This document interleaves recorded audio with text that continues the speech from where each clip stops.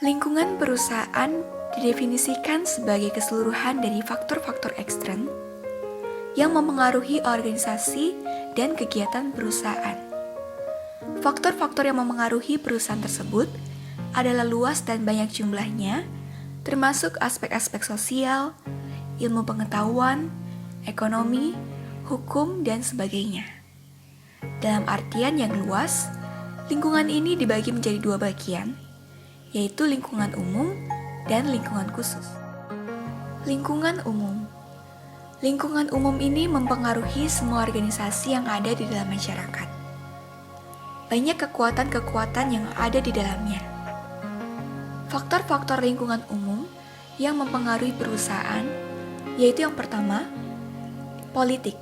Ini meliputi keadaan politik pada umumnya, tingkat pemusatan kekuatan-kekuatan politik, sifat dari organisasi-organisasi politik, sistem partai, dan sebagainya.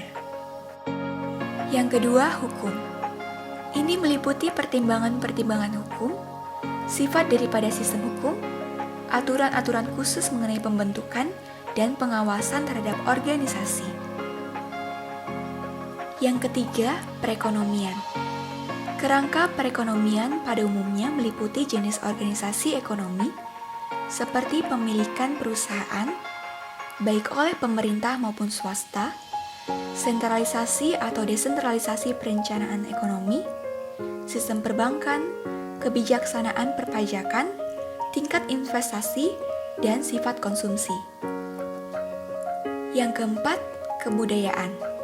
Ini meliputi latar belakang sejarah dari suatu masyarakat, dari ideologinya, nilai dan norma-norma masyarakat, pandangan terhadap pola kepemimpinan, dan hubungan internasional. Yang kelima, pendidikan. Ini meliputi tingkat buta huruf dari suatu masyarakat, tingkat spesialisasi dalam sistem pendidikannya, dan tingkat keahlian khusus dari masyarakat tersebut. Yang keenam, sosiologi. Ini meliputi struktur golongan yang ada dalam masyarakat, sifat dan perkembangan dari lembaga-lembaga sosial, serta peranan sosial yang terdapat di dalamnya. Yang ketujuh, demografi. Ini meliputi sumber tenaga-tenaga kerja yang tersedia dalam masyarakat, jumlahnya, penyebarannya, tingkat umurnya, dan jenis kelamin. Selain itu, menyangkut pula masalah urbanisasi yang merupakan salah satu sifat dari masyarakat industri. Yang kedelapan, teknologi. Ini meliputi tingkat perkembangan ilmu pengetahuan dan teknologi dalam bidang manufaktur, peralatan, dan fasilitas-fasilitas yang lain. Di samping itu juga mencakup kemampuan masyarakat untuk mengembangkan dan menerapkannya. Dan yang terakhir, sumber alam. Ini meliputi sifat, banyaknya dan tersedianya sumber-sumber alam tersebut, termasuk pula iklim dan sebagainya. Faktor-faktor tersebut akan menentukan sifat perusahaan. Apabila faktor-faktor tersebut berbeda-beda dari daerah yang satu dengan daerah yang lainnya, maka sifat-sifat organisasi di masing-masing daerah juga berbeda-beda. Perusahaan di luar Jawa misalnya, lebih banyak bersifat padat modal, sedangkan perusahaan-perusahaan di Jawa lebih banyak bersifat padat tenaga.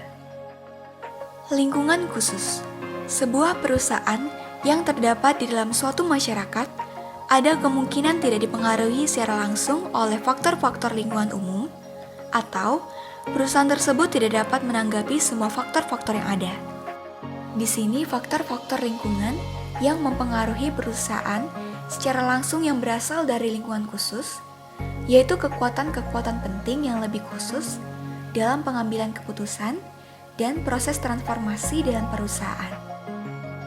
Faktor-faktor lingkungan khusus yang mempengaruhi perusahaan pada pokoknya ada 5. Yang pertama, penyedia atau supplier. Ini meliputi penyedia bahan mentah, penyedia alat-alat, dan penyedia tenaga kerja, atau dengan kata lain, mereka ini adalah penyedia faktor-faktor produksi yang selalu dibutuhkan oleh perusahaan. Yang kedua, langganan. Pengertian langganan ini tidak hanya konsumen saja, tetapi juga semua pembeli, baik yang membeli untuk dijual lagi maupun membeli untuk digunakan bagi keperluan sendiri. Termasuk kelompok langganan ini adalah pedagang perantara atau pedagang besar dan pengecer. Yang ketiga, pesaing. Ini meliputi perusahaan sejenis atau perusahaan yang menghasilkan barang semacam, perusahaan yang membuat barang substitusi, dan perusahaan-perusahaan lain yang sama-sama menghendaki uang pembeli. Yang keempat, teknologi.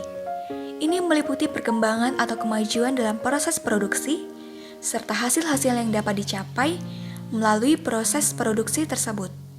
Yang kelima, sosiopolitik. Ini meliputi peraturan pemerintah tentang pengawasan terhadap industri, sikap masyarakat terhadap industri dan hasil produksinya, serta hubungan dengan perkumpulan-perkumpulan dagang seperti Kadin atau Kamar Dagang dan Industri.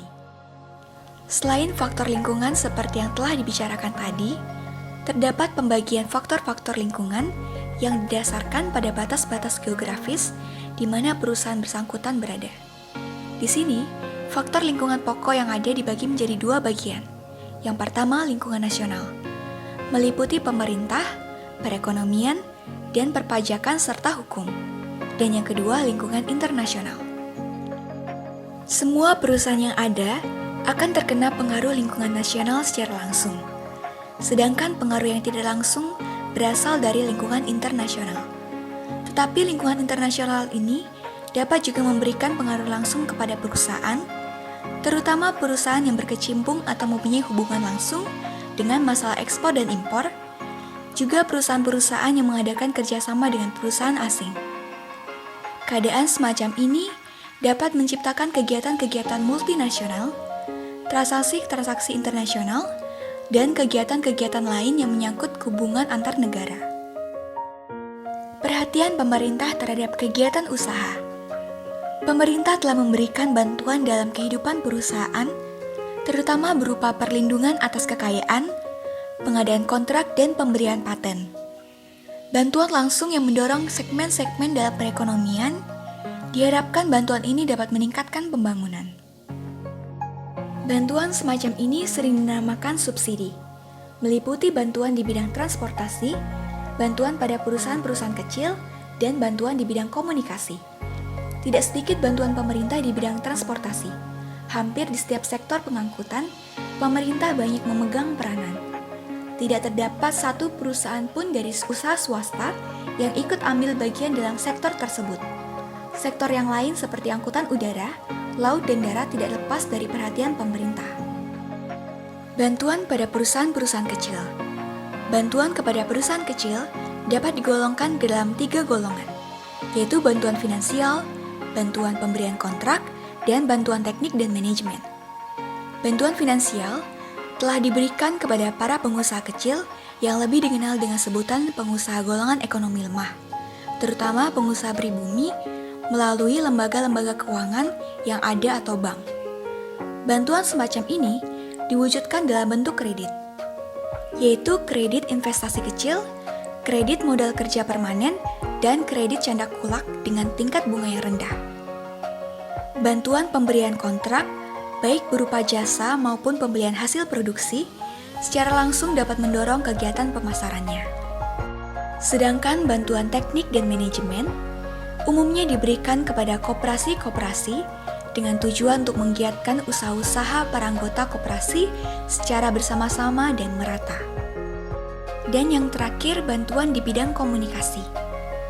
Bidang komunikasi yang meliputi kegiatan siaran radio, televisi, telepon, dan sebagainya, hampir seluruhnya dikuasai dan diatur oleh pemerintah. Bidang komunikasi ini juga didukung dengan usaha-usaha pengembangan ruang angkasa seperti penggunaan satelit. Usaha-usaha semacam ini sangat mendorong majunya usaha di bidang komunikasi. Selain bantuan tersebut, masih banyak lagi bantuan pemerintah pada bidang-bidang yang lain. Jadi, pengaruh pemerintah di bidang usaha itu sangat besar. Untuk melindungi kehidupan usaha itu sendiri, juga untuk melindungi kegiatan perekonomian pada umumnya, pemerintah telah mengeluarkan berbagai peraturan menyangkut bidang-bidang transportasi, komunikasi, pelayanan umum, yaitu listrik, air minum, energi, dan sebagainya.